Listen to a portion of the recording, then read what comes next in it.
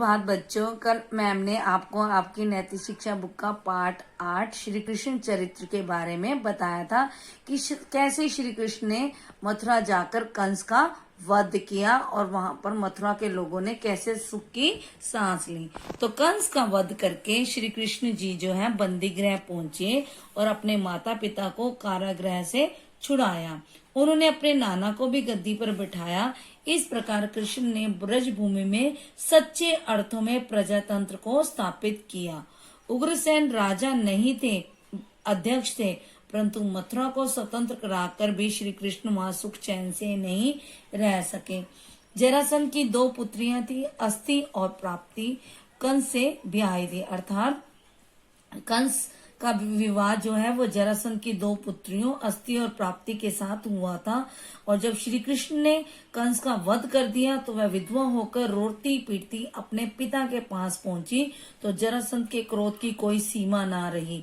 वह सेना सहित मथुरा पर चढ़ आया, अर्थात उसने मथुरा पर आक्रमण कर दिया, परंतु 17 बार आक्रमण करके भी वह विजयी नहीं हो पाया।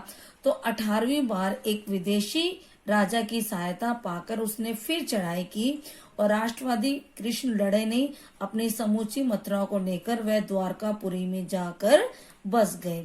अब काल यवन ने श्री कृष्ण का पीछा किया और श्री कृष्ण जी मथुरा वासियों को द्वारिका में बिठाकर उसका मुकाबला करने के लिए आए। उस समय काल यवन की फौजें अरावली पर्वत के बीच में खड़ी थी। कृष्ण ने उसे कुछ इस प्रकार पर्वतों के घुमन घेरे में फंसाया कि काल यवन की सेनाओं का नाम तक भी नहीं बचा।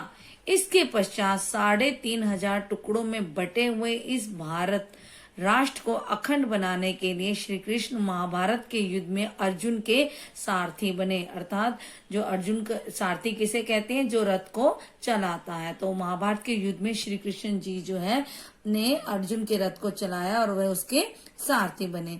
उसके मोह में पड़ जाने पर गीता का उपदेश देकर उसे धर्म युद्ध के लिए भी तैयार किया।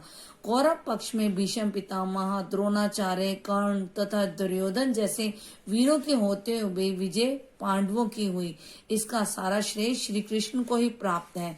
उनकी नीति सच्चाई के पक्ष में थी। इस धर्म युद्ध में उन्होंने धर्म के पक्ष को ही विजय दिलाई और इस राष्ट्र को पांडवों के नेतृत्व में अखंडता प्राप्त कराई, अर्थात जीत जो है हमेशा धर्म की होती है, अधर्म की नहीं।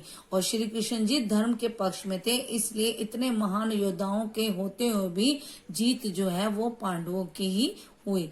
अब मैम आपको इस पाठ के प्रश्न उत्तर करवाएंगे और इसका पहला प्रश्न है, श्री कृष्ण के जन्म काल में भारत की दशा का वर्णन करो, अर्थात जब श्री कृष्ण जी का जन्म हुआ उस समय हमारे देश भारत की दशा क्या थी। तो इसका उत्तर है, देश छोटे छोटे भागों में बटा हुआ था।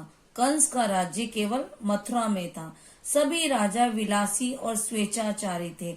स्वेच्छाचारी का मतलब होता है अपनी इच्छा से आचरण करते थे। कौरवों और पांडवों में भयंकर कलह की स्थिति थी। जरासंध सारे देश का राजा बनना चाहता था और उसने 84 राजा अपनी जेल में डाल रखे थे। अगला प्रश्न है, होश संभालते ही श्री कृष्ण ने गोकुल वासियों का हित किस प्रकार किया। तो इसका उत्तर है, होश संभालते ही श्री कृष्ण ने गोकुल का मक्खन शहर में जाना बंद करा दिया और दही मक्खन की वृद्धि के लिए गोवर्धन पर्वत की पूजा की परिपाटी को जन्म दिया।